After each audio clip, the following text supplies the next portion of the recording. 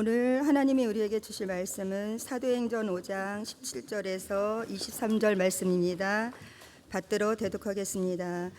대제사장과 그와 함께 있는 사람 즉 사두개인의 당파가 다 마음에 시기가 가득하여 일어나서 사도들을 잡아다가 옥에 가두었더니 주의 사자가 밤에 옥문을 열고 끌어내어 이르되 가서 성전에 서서 이 생명의 말씀을 다 백성에게 말하라 하매 그들이 듣고 새벽에 성전에 들어가서 가르치더니 대제사장과 그와 함께 있는 사람들이 와서 공회와 이스라엘 족속의 원로들을 다 모으고 사람을 옥에 보내어 사도들을 잡아오라 하니 부하들이 가서 옥에서 사도들을 보지 못하고 돌아와 이르되 우리가 보니 옥은 든든하게 잠기고 지키는 사람들이 문에 서 있으되 문을 열고 본즉 그 안에는 한 사람도 없더이다 하니. 아멘. 베드로와 요한이 제9시에 기도하러 성전을 방문할 때에 성전 미문에는 나면서부터 안진뱅이인 자가 약 40년간 있었습니다. 성전을 방문하는 사람들로부터 적선을 받아 살아가는 그 한 사람이었습니다. 성령에 충만한 베드로와 요한은 그 안진뱅이를 주목하였고 그에게 이렇게 말하였습니다. 3장 6절 베드로가 이르되 은과 금은 내게 없거니와 내게 있는 이것을 내게 주노니 나사렛 예수 그리스도의 이름으로 일어나 걸으라 하고 아멘 하며 그의 오른손을 잡아 일으키니 태어나면서부터 안진뱅이였던 그 자의 발과 발목에 힘이 들어가며 일어섰습니다. 아멘. 이것이 우리들의 아멘인 줄 믿습니다. 어디에 아멘 하실까 고민되시면 이때가 아멘하는 시간입니다. 그가 오른손을 잡아 일으키니 그 사람의 발과 발목에 힘이 들어가 일어섰습니다. 아멘. 그리고 성전을 뛰기도 하며 걷기도 하며 하나님을 찬양하였습니다. 아멘. 아멘. 사람들은 안진뱅이를 일으킨 베드로와 요한을 주목하였어요. 몰려드는 사람들에게 베드로는 왜 우리를 주목하느냐 하며 이것은 우리들의 능력이 아니라 사람의 능력이 아니라 하나님의 아들이신 예수 그리스도의 능력이다 라고 하며 예수 그리스도의 이름을 증거하였습니다. 이때 전한 말씀 앞에서 5,000명이 회개하였습니다. 성전에서 일어나는 하나님의 뜨거운 그 말씀의 능력은 성전 가운데 있는 그 지도자들의 마음을 심기를 건드렸습니다. 예수님의 이름이 자신들이 죽였던 그 예수의 이름이 다시 성전 가운데 드러나는 것이 싫었습니다. 그래서 사도들을 가두었고 제자들을 핍박하였습니다. 그리고 공회가 소집되었습니다. 누구의 이름으로 이런 일을 행하였느냐라고 하는 그 공회의 살벌한 질문 앞에서 베드로는 아주 담대하게 이렇게 말하였습니다. 4장 10절 너희와 모든 이스라엘 백성들은 알라 너희가 십자가에 못 박고 하나님이 죽은 자 가운데서 살리신 나사렛 예수 그리스도의 이름으로 이 사람이 건강하게 되어 너희 앞에 섰느니라. 12절 다른 이로서는 구원을 받을 수 없나니 저나 사람 중에 구원을 받을 만한 다른 이름을 우리에게 주신 일이 없음이라 하였더라. 아멘. 예수님을 죽음으로 몰고 간 그 살벌한 공회 앞에서도 베드로는 담대하게 예수 그리스도의 이름을 이 진리를 이 복음을 선포하였습니다. 담대한 제자들의 말 앞에 공회는 일단 경고하고 협박하고 돌려보냈습니다. 성전 지도자들로부터 받은 그 고난 가운데 이 제자들은 믿음의 동료들에게로 돌아갔고 그 동료들과 함께 기도하였습니다. 기도하며 그 고난 앞에서 다시 일어서기를 시작합니다. 4장 31절 빌기를 다하매 모인 곳이 진동하더니 무리가 다 성령이 충만하여 담대히 하나님의 말씀을 전하니라. 아멘. 고난 가운데서도 예수 이름으로 하나님의 말씀을 전하는 그 성령의 충만한 삶이 계속되었습니다. 하나님께서는 진리 공동체 가운데 믿는 자들을 계속해서 보내셨습니다. 사람들은 몰려들었고 교회는 더욱 부흥하였습니다. 이들은 서로를 위하여 물건을 통용하였고 함께 썼으며 자신의 옥합을 깨며 서로를 돕는 공동체를 세워갔습니다. 사도행전 2장과 또 4장에서도 은과 금이 세상에서 전부가 아님을, 은과 금이 세상의 주인이 아님을, 예수 그리스도의 이름으로 살아가는 하나님 나라의 놀라운 승리가 계속해서 선포되었습니다. 그러나 5장에서는 갑작스럽게 찬물을 일으키는 사건이 발생하였지요. 아나니아와 삽비라의 사건이었습니다. 아나니아와 삽비라는 바나바와 같이 자신의 것을 팔아 사도들의 발 앞에 가지고 왔습니다. 그러나 아나니아와 삽비라는 온전함으로 가지고 온 것이 아니라 순전함으로 가지고 온 것이 아니라 일부를 감추고서는 마치 전부인 양 하나님을 속이려 들었지요. 교회 공동체 가운데에서는 거짓으로 또한 자신의 입지를 돈으로 사려고 하였습니다. 하나님께서는 이 두 사람을 단호하게 죽이시고 교회 가운데 경외심을 심으셨습니다. 이렇게 두려움이 퍼지면, 이렇게 교회 공동체 가운데 사건이 발생하면 현대교회 목회자로서는 이 교회가 무너지겠다, 위기와 해체의 길을 걷겠다라고 예상이 되는데요, 하나님께서는 전혀 다르게 교회 공동체를 더 단단하게 진리 가운데로 이끄십니다. 우리 12절과 14절의 말씀을 읽으며 그 모습을 확인하시죠. 12절과 14절까지입니다. 함께 읽겠습니다. 시작. 사도들의 손을 통하여 민간의 표적과 기사가 많이 일어나매 믿는 사람이 다 마음을 같이하여 솔로몬 행각에 모이고 그 나머지는 감히 그들과 상종하는 사람이 없으나 백성이 칭송하더라. 믿고 주께로 나오는 자가 더 많으니 남녀의 큰 무리더라. 아멘. 하나님께서는 사도들의 손을 통하여 표적과 기사가 많이 일어나게 이끄셨습니다. 믿는 사람들이 마음을 같이하여 사도들이 성전에서 말씀을 나누는 자리인 솔로몬의 행각에 모였고 그 말씀으로 말미암아 믿으며 주께 돌아오는 자가 많았습니다. 아나니아와 삽비라의 사건은 오히려 교회를 더 진리 가운데 단단하게 세워갔습니다. 그리고 하나님께서는 예루살렘 교회를 더욱 부흥케 하셨습니다. 이 부흥을 이끄는 사도들의 표적과 기사는 대체 어느 정도였을까요? 우리 15절과 16절의 말씀에서 그 모습을 확인하겠습니다. 함께 읽겠습니다. 시작. 심지어 병든 사람을 메고 거리로 나가 침대와 요 위에 누이고 베드로가 지나갈 때에 혹 그의 그림자라도 누구에게 덮일까 바라고 예루살렘 부근에 수많은 사람들도 모여 병든 사람과 더러운 귀신에게 괴로움 받는 사람을 데리고 나와서 다 나음을 얻느니라. 아멘. 아멘. 사람들은 병든 사람들을 침대째로 데리고 나옵니다. 혹시나 베드로가 지날 때 그 그림자라도 닿을까봐, 그림자에라도 닿으면 나을까봐 라고 하는 그 간절한 심정으로 이 사도들을 찾아왔습니다. 이 교회를 찾아왔습니다. 또한 더러운 귀신에게 괴로움 받는 사람들도 찾아왔고 이 병든 자들, 귀신 들린 자들도 다 나음을 얻는 기적이 이 교회 공동체 가운데 충만하였습니다. 제가 과거 사역하였던 교회 목사님께서는 종종 이런 말씀을 하셨습니다. 하나님께서도 내게 병고침의 은사를 주셨으면 좋겠습니다. 이런 말을 자주 하셨습니다. 목회를 하다 보면 교회 가운데 병든 자들이 그렇게나 많다는 것이었습니다. 그러니 하나님께서 자신에게 병고침의 은사를 주시기를 기도하신다라는 그 말씀이셨습니다. 저도 이제 그 마음이 공감이 되기를 시작합니다. 이렇게 여러분들을 만나는 자리 가운데 여러분들의 얼굴을 마주하고 있으면 그의 인생들 가운데 있는 육체의 질병이 나음을 얻으시기를 바라는 마음을 갖게 됩니다. 지난 주일 예배 때 한 분과 눈이 마주쳐졌는데 그 마음이 넘어오는 심정이었습니다. 그래서 주중에 그 가정을 방문하였고 함께 기도하였습니다. 제 마음 가운데는 이 초대교회와도 같은 표적과 기사가 하나님께서 허락하여 주시기를 바라고 있습니다. 오늘날에도 우리에게도 분명히 말씀과 같은 표적과 기사를 하나님께서 허락하여 주실 것을 믿습니다. 이것이 저의 믿음입니다.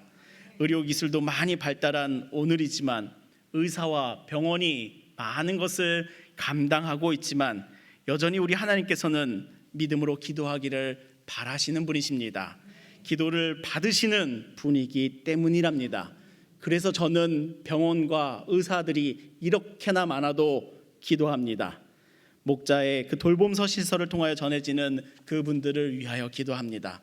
또 헌금의 봉투 가운데는 몇몇 분들은 꼭 기도의 제목을 적어 놓습니다. 기도의 필요를 또한 적어 놓습니다. 제가 꼭 그것을 한 주간 책상 위에 올려놓고 기도하며 지낸답니다. 의사가 돌보고 사회가 돌보고 기술이 돌보지만 저희는 기도합니다. 교회는 기도합니다. 그 육체의 아픔이 나으시기를, 나음을 받으시기를 기도합니다. 기도하는 교회 가운데에서는 초대교회도 같은 놀라운 주님의 역사가 있을 줄을 믿기 때문이랍니다. 이것이 우리들의 믿음이기를 소망합니다. 아무리 의료기술이 좋아지고 있어도 그 기술 너머에서 일하시는 분은, 그 생명을 쥐고 계신 분은 하나님이심을 믿습니다. 꼭 믿음으로 또한 기도하시기를 예수님의 이름으로 축복합니다. 실제로는 기도하지 않는 오늘날 가운데 꼭 믿음으로 기도하는 여러분들 되시기를, 기도하시는 분들 되시기를 예수님의 이름으로 축복합니다. 우리는 말씀 가운데 귀신을 내쫓으며 병을 고치는 이 초대교회의 모습을 보고 있습니다. 이 사도들의 모습을 보고 있으면 떠올려지는 분이 계십니다. 그분은 바로 예수님이십니다.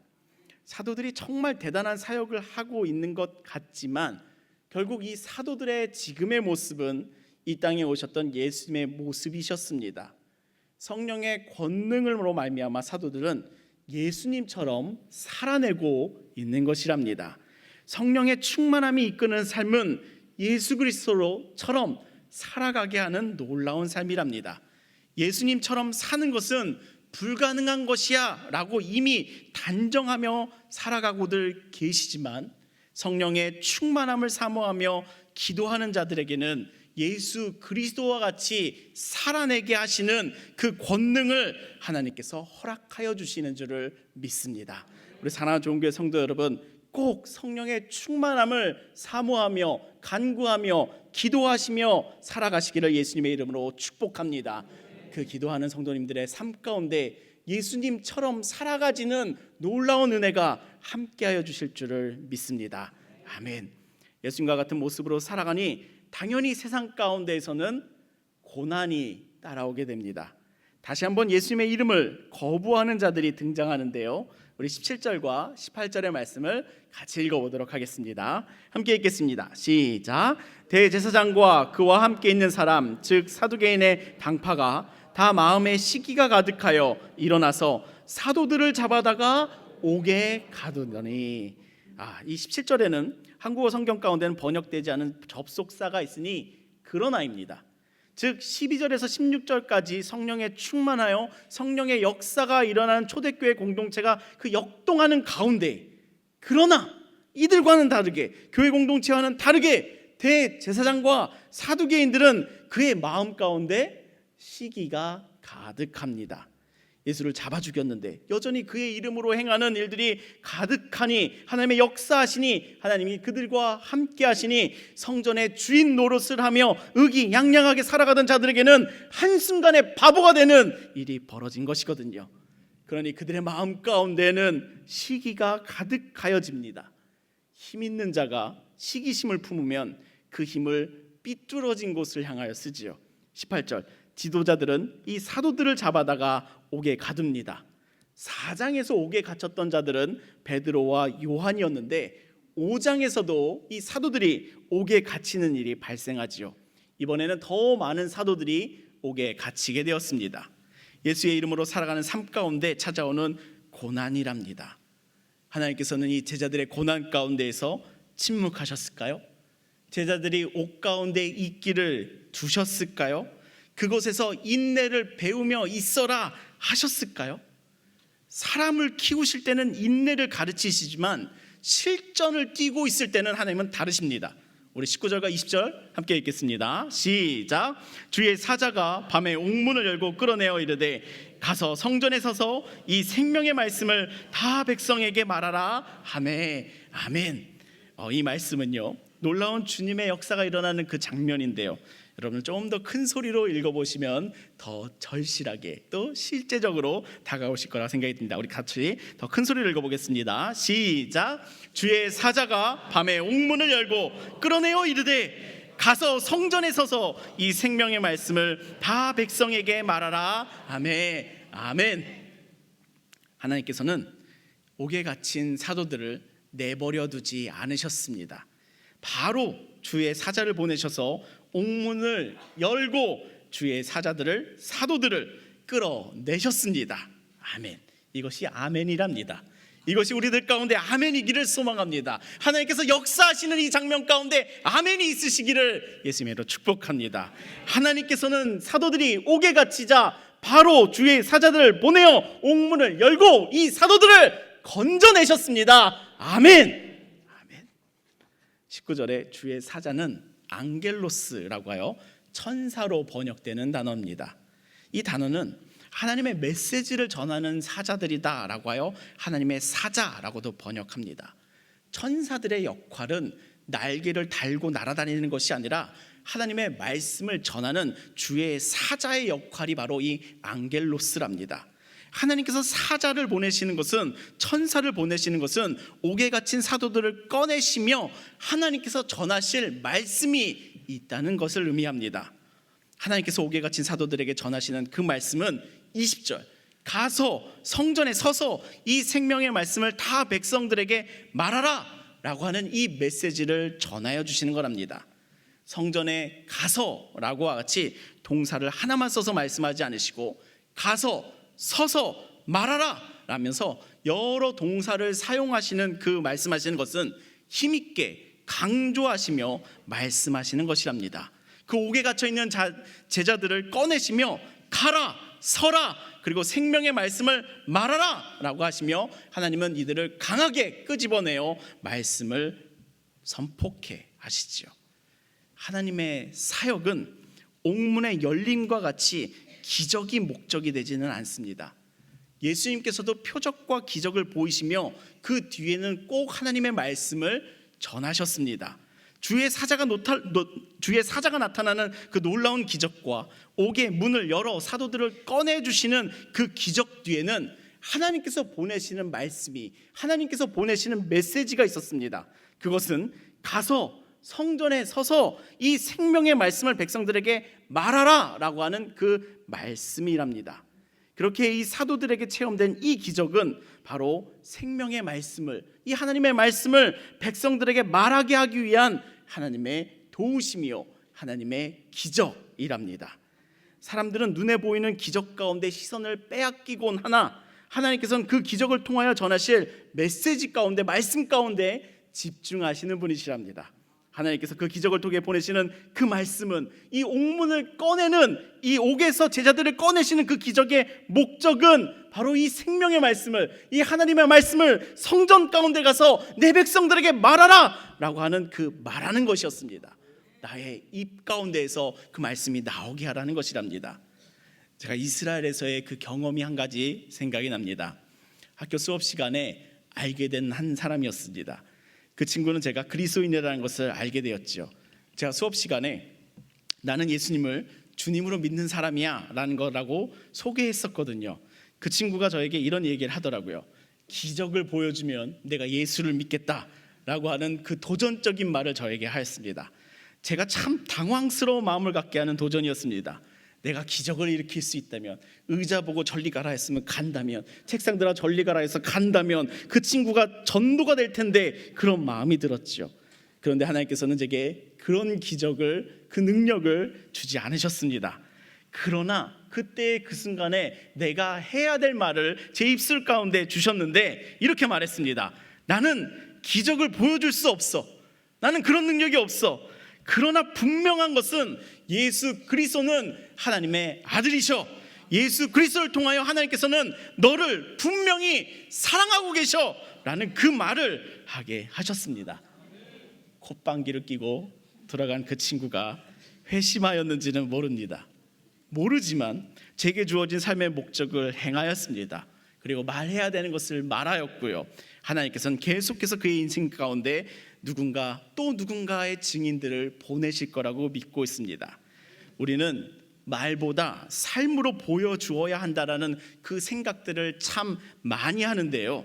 우리들에게, 나에게 주어진 삶의 목적은 예수 그리스도의 이름을 말하는 것이랍니다. 입으로 시인하는 것이랍니다. 나의 입술의 말에 마땅하게 살아가는 것은 다음으로 쫓아오는 삶의 과제랍니다. 우리 사랑하는 좋은교회 성도 여러분, 이 생명의 말씀을 백성들에게 말하라 라고 말씀하시는 그 입을, 증거를, 입술의 말을 가지시기를 예수님의 이름으로 축복합니다. 여러분들의 입술을 통하여 예수 그리스도가 증거되는 그 아름다운 믿음의 삶을 이루어내시기를 예수님의 이름으로 축복합니다. 아멘. 옥에 갇힌 사도들은 주님께서 보내시는 그 사자를 통하여 성전에 가서 생명의 말씀을 백성들에게 전하라라고 하는 그 말씀을 받았습니다. 그리고 사도들은 성전으로 향하였습니다. 21절에서 그 모습 보시죠. 함께 읽겠습니다. 시작. 그들이 듣고 새벽에 성전으로 들어가서 가르치시더니 대제사장과 공회와 이스라엘 족속의 원로들을 다 모으고 사람을 옥으로 보내어 사도들을 잡아오라 하니, 자, 밤에 풀려난 사도들은 바로 성전으로 갔습니다. 성전에는 새벽부터 기도하는 자들이 많았거든요. 사도들은 그 성전 가운데서 하나님의 말씀을 가르치기를 시작하였습니다. 사도들은 풀려나서 하나님의 기적을 경험하여 풀려나서 성전 가운데서 하나님의 말씀에 따라 말씀을 전하고 있는데, 성전의 지도자들은 그때 새벽부터 원로들을 모으고 공회를 소집했습니다. 잡아놓은 사도들을 재판하기 위해서요. 종교인들은 성전에서 말씀을 가르치고 있는 사도들을 다시 잡아와서는 이렇게 말합니다. 27절과 28절의 말씀, 우리 공회가 하는 말이 어떤 말인지 한번 잘 들어보시죠. 27절입니다. 그들을 끌어다가 공회 앞에 세우니 대제사장이 물어 이르되 우리가 이 이름으로 사람을 가르치지 말라고 엄금하였으되 너희 가르침을 예루살렘에 가득하게 하니 이 사람의 피를 우리에게로 돌리고자 함이로다 하며 대제사장들이 또 지도자들이 사도들에게 격양되어 말하고 있습니다. 우리가 예수의 이름을 더 이상 말하지 말라라고 언금하였는데 여전히 너희가 가르치는 예수의 이름이 예루살렘 가운데 가득하다, 예수를 죽인 책임을 우리들에게 돌리고 있는 것이냐라고 하며 사도들을 위협하고 있습니다. 그 대단한 성전의 지도자들이 정말 작은 자라고 여겨지던 갈릴리 어부 출신의 사도들을 못 잡아먹어서 안달이 나 있는 그 상태이지요. 이 상황에서 사도들은 이렇게 말합니다. 어떠한 수를 써서라도 자신들의 입을 막으려고 하고 있는 그 힘 있는 자들 앞에서 이렇게 말합니다. 여러분들 뜨거운 목소리로 한번 같이 읽으시면 좋겠습니다. 29절에서 32절의 말씀입니다. 여러분들 뜨거운 마음을 담아 같이 읽어보도록 하겠습니다. 시작. 베드로와 사도들이 대답하여 이르되 사람보다 하나님께 순종하는 것이 마땅하니라. 너희가 나무에 달아 죽인 예수를 이스라엘에게 회개함과 죄사함을 주시려고 그를 오른손으로 높이사 임금과 구주로 삼으셨느니라. 우리는 이 일의 증인이요 하나님이 자기에게 순종하는 사람들에게 주시는 성령도 그러하니라 하더라. 아멘. 아멘. 29절. 너희가 말하는 것보다 이 말씀을 가르치라고 하신 하나님께 순종하는 것이 마땅하다. 너희들에게 순종하는 것이 아니라 하나님께 순종하는 것이 마땅한 것이다. 30절. 너희가 죽인 예수를 하나님께서 살리셨다. 그 죽은 자도 살리시는 하나님께 순종하는 것이 당연한 것이 아닌가. 내가 두려워할 분은 너희가 아니라 하나님이시다. 너희가 아니라 죽은 자도 살리시는 하나님이시다. 하나님께서 그 예수를 오른손으로 높이사 임금과 구주로 삼으셨다. 우리는 다 이 일의 증인이다. 아멘. 그 예수의 이름을 거절하는 그 세상 앞에서 이 사도들의 뜨거움이 여러분들에게도 있으시기를 예수님의 이름으로 축복합니다. 사람보다 하나님께 순종하는 것이 마땅한 줄 믿습니다. 누구에게 순종하며 사시겠습니까? 누구에게 순종하시겠습니까? 하나님께 순종하시기를 예수님의 이름으로 축복합니다. 하나님께 순종하는 삶은 그 생명의 말씀을 말하는 것이랍니다. 제자들이 예수님처럼 살아가니 찾아오는 고난도 있지만 핍박도 있지만 무엇보다 제자들에게 중요한 것은 사람에게 복종하는 그 삶이 아니라 하나님께 순종하는 것이 마땅하다라고 하는 그 믿음의 삶이랍니다. 그 하나님께 순종하는 삶은 말씀이 증거하고 있는 그 예수 그리스도를 말하는 삶이랍니다. 오늘날 교회는 여러 가지 사역을 하고 있지만 사역에서 사역으로 가지를 치며 세분화되고 다양화되고 있지만 모든 사역의 원뿌리는 하나입니다. 단 하나로부터 시작합니다. 그것은 생명의 말씀을 말하라 라는 이 말씀이랍니다. 이 사역이 교회의 1순위가 되는 사역이랍니다. 제게는 이 사역이 1순위랍니다. 말씀을 말하는 것, 말씀을 가르치는 것, 그 예수의 이름을 말하는 것, 그것이 제 사역에 있어서는, 여러 사역들 가운데 있어서는 1순위랍니다. 우리의 예배 가운데 보내시는 그 말씀 가운데, 이 말씀 가운데 입술이 되어드리도록 내어드리는 것, 이것이 가장 많은 시간과 힘을 쏟는답니다. 또 말씀을 이해할 수 있도록 도와드리는 교육의 사역, 그곳에 많은 힘을 씁니다. 그래서 세목장, 양육과 같은 교육 훈련 분야의 사역을 합니다. 또 이것이 목회자로서의, 또 성도로서의 부르심이라고 믿기에 내일에 있을 사경회의 말씀을 또 가르치는 자리를 만드는 것에 수고한답니다. 지난 14번의 주일 설교를, 사도행전의 설교를 바탕으로 교재를 만들었습니다. 그 교재를 가지고 성도님들을 만나고 또 말씀을 나누며 그 말씀 앞에 함께 서는 교회가 되도록 돕는 것이 목사라는 직분의 부르심이라고 믿습니다. 저는 그 부르심 앞에 이것을 우선순위로 놓아가는 삶을 살아가고자 하는 삶이랍니다. 그래서 또 말씀을 살아내려는 이 목장의 사역에 우선순위를 두고 있습니다. 정말 어디에서도 말씀에 관한 말을 할 곳이 없는 것이 오늘날 우리들의 삶인데, 교인들끼리 만나도 말씀을 나눌 장소가 정말 없는 것이 우리들의 현실인데, 목장은 그 말씀의 은혜를 나누고 그 말하고 하신 그 말씀을 살아낼 수 있도록 훈련하는 것이 바로 목장이랍니다. 이 세 가지 분야가 제게 있어서는 그 어떤 사역들보다 우선순위를 가지고 있는 사역들이랍니다. 이곳에 집중하는 데도 시간이 매일같이 부족하더라고요. 사도들도 이 사역에 집중하기 위해, 하나님의 말씀을 전하는 것에 집중하기 위해, 그 말씀을 담아내는 것에 집중하기 위해 교회 가운데 직분자들을 세워 봉사와 구제의 일을 하도록 이끌었지요. 행정적인 사역들은 우리 사역자님들과 교육자님들과 함께하고, 봉사의 사역은 우리 임직자분들과 함께하고, 목양의 사역은 우리 목자님들과 함께하므로 생명의 말씀을 말하라 라고 하는 이 1순위의 부르심 앞에 합당하게 살아갈 수 있도록, 집중할 수 있도록 우리 이분들과 함께 집중하고 있답니다. 우리의 부르심은, 우리를 먼저 된 자로 하나님께서 부르신 그 이유는 생명의 말씀을 말하게 하기 위함에 있는 줄을 믿습니다. 우리 사랑하는 좋은 교회 성도 여러분, 말씀을 말하는 자리로 나아가시기를 예수님의 이름으로 축원합니다. 여러분들의 삶 가운데 핑계가 되지 마시기를 바랍니다. 내 삶이 먼저가 돼야지요 라고 하는 그 생각 뒤로 숨지 마시기를 소망합니다. 입으로 시인하는 사람이 살아내는 믿음의 삶으로 이끌림을 당하게 되는 것이지요. 말하는 자리로, 예수 그리스도의 이름을 말할 수 있는 자리로 나아가시기를 예수님의 이름으로 축복합니다. 교육 목자님들, 교회의 자녀들에게 입을 열어 말씀을 가르치는 일에 순종하는 그 믿음의 삶임을 믿습니다. 목자님들, 그 목원들 앞에서 말씀의 은혜를 먼저 나누시니, 그의 입을 먼저 열어가시니 말씀을 말하는 일에 순종하는 그 믿음의 삶이랍니다. 내가 내 입을 열어 믿음을 시인하고 예수 그리스도의 이름을 드러내며 그 삶을, 그 믿음의 삶을 살아나가시는 그 복된 삶으로 나아가시기를 소망합니다. 이 생명의 말씀을 말하라 라고 하시는 그 하나님의 말씀에 순종하는, 그 말씀 가운데 순종하는 복된 믿음의 삶인들이 되시기를 예수님의 이름으로 축복합니다. 아멘. 이 말씀 앞에 여전히 고개를 숙이시며 주저하는 영혼들과 함께 다음의 말씀을 더 나누길 소망합니다. 우리 17절에서 20절의 말씀을 같이 읽어보도록 하겠습니다. 함께 읽겠습니다. 시작.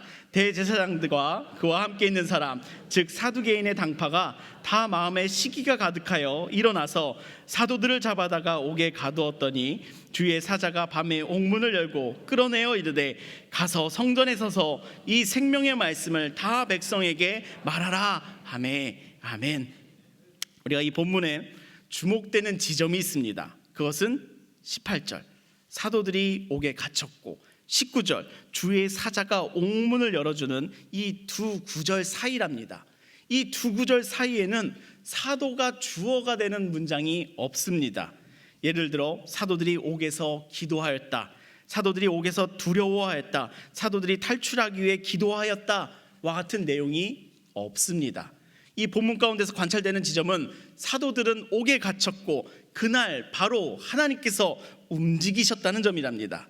하나님께서 바로 움직이셔서 이 사도들을 건져내었다는 것이죠. 사도들이 옥에서 건짐을 받는 이 장면이 얼마나 하나님께서 기적적으로 움직였는지 다음 본문에 자세히 드러난답니다. 우리 21절에서 23절까지의 말씀을 같이 읽어보도록 하겠습니다. 같이 읽겠습니다. 시작. 그들이 듣고 새벽에 성전에 들어가서 가르치더니 대제사장과 그와 함께 있는 사람들이 와서 공회와 이스라엘 족속의 원로들을 다 모으고 사람을 옥에 보내어 사도들을 잡아오라 하니 부하들이 가서 옥에서 사도들을 보지 못하고 돌아와 이르되 우리가 보니 옥은 든든하게 잠기고 지키는 사람들이 문 앞에 서 있으되 문을 열고 본즉 그 안에는 한 사람도 없더라 하니 아멘. 21절. 사도들이 옥에서 나와 성전에서 말씀을 가르치고 있을 때 성전의 지도자들은 새벽부터 나와 공회를 소집하고 사도들을 잡아오라고 사람을 보내었습니다. 22절. 부하들이 옥에서 사도들이 없어짐을 알고 돌아와 보고를 합니다. 23절. 옥이 든든하게 잠겨있고 지키는 사람들은 문 앞에 서 있는데 그 안에는 사람이 없었습니다 라고 보고합니다. 즉 19절. 주의 사자가 움직여 사도들을 옥에서 꺼낼 때에 너무나도 기적적으로 하나님께서 역사하신 것을 우리들에게 보여주고 있는 것이랍니다. 지키고 있는 사람 조용히 칼로 처리하고 옥의 문을 따고 사도들을 구출한 것이 아니라 그런 인간의 흔적은 하나도 남아있지 않은데 사도들은 옥에서 나왔다라는 점이랍니다. 이 말씀이 우리들에게 가르치고 있는 것은 하나님께서 먼저 움직이셨다라는 것을 우리들에게 보여주고 있습니다. 사도들이 감옥에서 눈물로 간절하게 기도하여 움직이신 것이 아니라 하나님께서 먼저 움직이셔서 이 사도들을 옥에서 꺼내주신 사실을 우리들에게 보여주고 있는 것이랍니다. 왜 하나님께서 먼저 움직이셔서 이 사도들을 그 옥 가운데서 꺼내셨을까요? 하나님께서는 자신의 일을 하는 그 우선하는 동역자들을 직접 돌보시는 분이시기 때문이랍니다. 사람도 자신의 일을 자신처럼 수고하며 도와주는 사람을 귀하게 여기지요. 어릴 적 한 친구의 집에는 가사도우미가 있었습니다. 그 친구의 어머니는 집을 돌봐주시는 분을 하대하지 않으시더라고요. 자신을 위해 수고해 주시는 분을 부리시지 않으시더라고요. 그 도우미는 자신보다 우선하며 그 집을 위하여 수고해 주시는 분이셨거든요. 그러니 그 어머니는 인삼, 산삼과 같은 몸에 좋은 영양제도 선물하시며 그분을 챙기시더라고요. 왜냐하면 자신에게 도움이 되는 사람을 도와주고 돌보는 것은 당연하기 때문이랍니다. 사람도 이렇게 사는데요, 하나님께서도요, 하나님의 사역을 자신의 일처럼 여기며 우선히 여기는 그 동역자들을, 자신의 제자들을 당연히 돌보시는 분이시랍니다. 사도들이 옥에 갇히니 먼저 움직이셔서 사도들을 꺼내시는 분이 바로 우리 하나님이시랍니다. 이 말씀의 하나님을 꼭 바라보시기를 소망합니다. 하나님께서는 사도들이 옥에 갇히니 먼저 움직이셔서 그 옥 가운데서 사도들을 꺼내주시는 분이시랍니다. 하나님은 자신의 사역 가운데 자신의 일보다 우선하며 섬기는 자녀들을 분명하게 도우시는 분이시랍니다. 이 말씀에 이 하나님을 바라보실 수 있기를 예수님의 이름으로 축복합니다. 제 삶에 하나님을 우선하기에 밤낮 없이 살기도 하지만요, 저희 가정은 아이가 태어났을 때를 기억합니다. 출산하고 퇴원해서 조리원으로 옮겨야 되는 날이 주일이었습니다. 주일이니 미루었습니다. 해야 할 일이 있으니까요. 하루 더 병원에 있어야 하니 보험이 안 되는 입원비가 발생하더라고요. 조리원과는 예약된 일정이 꼬이는 일이 발생하더라고요. 그래도 우선하였습니다.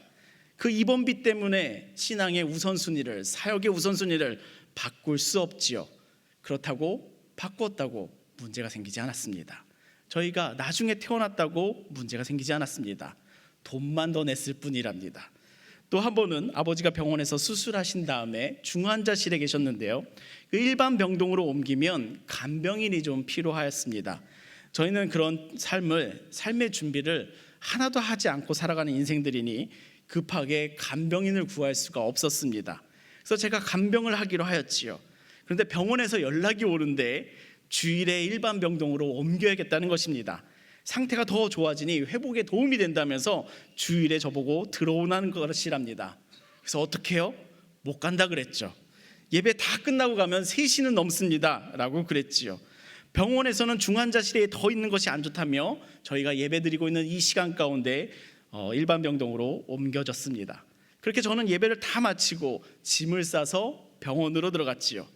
늦게 들어갔어도 그 세상의 요구 가운데 다 따르지 않더라도, 그 세상의 요구 때문에 내 사역을 다 뒤로 미루지 않더라도 문제가 없었습니다.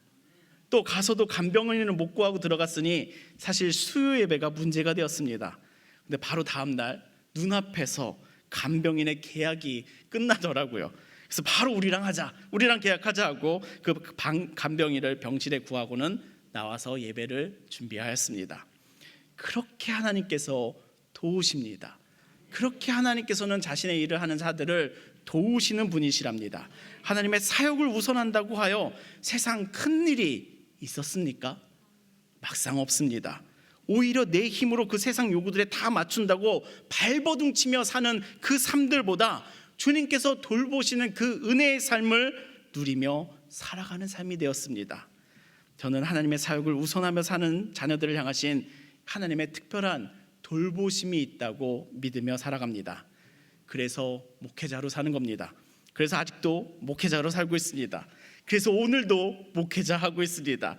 하나님께서는 오늘도 목사로 살도록 하셨습니다. 그 놀라운 은혜가 나를 우선하여, 내일보다 더 우선하여 일하여 주고 계시는 그 은혜가 함께하고 있음을 저와 저희 집은 믿어 의심치 않고 있습니다. 하나님께서는 자신의 사역을 위하여 수고하는 자신의 제자들을, 사도들을, 성도들을 더욱 특별히 우선하여 먼저 돌보시는 분이신 줄을 믿습니다. 우리 사랑하는 좋은교회 성도 여러분, 자신의 삶 뒤로 숨지 마시기를 예수님의 이름으로 축원합니다. 자신의 자녀들 뒤로도 숨지 마시고 믿음으로 서시기를 예수님의 이름으로 축원합니다. 하나님의 부르심인 하나님의 말씀을, 그 생명의 말씀을 백성들에게 말아가는 그 삶으로, 그 삶을 우선히 여기는 삶으로 나아가시기를 예수님의 이름으로 축복합니다. 아멘. 그래도 마음은 고개를 숙이며 하나님의 일을 우선하는 것에 대해서 불안들이 있으시지요. 학생들은 하나님의 일과 그 학업 사이에서 우선할 것을 붙잡지 못하는 그 불안 가운데 살아가고 있더라고요. 장년들은 그 하나님의 일과 생업 사이에서 우선할 것을 붙잡지 못하는 그 불안 가운데 살아가고 계시더라고요. 그 불안 때문에 나로 하여금 믿음의 우선순위가 무너지게 하고 흩어지고 삶의 영적인 질서들은 무너지는 일이 반복들 되시더라고요. 그렇게 영적 질서가 한번 무너지고 나면 다시 믿음의 질서를 세워가는 것은 참으로 어렵습니다.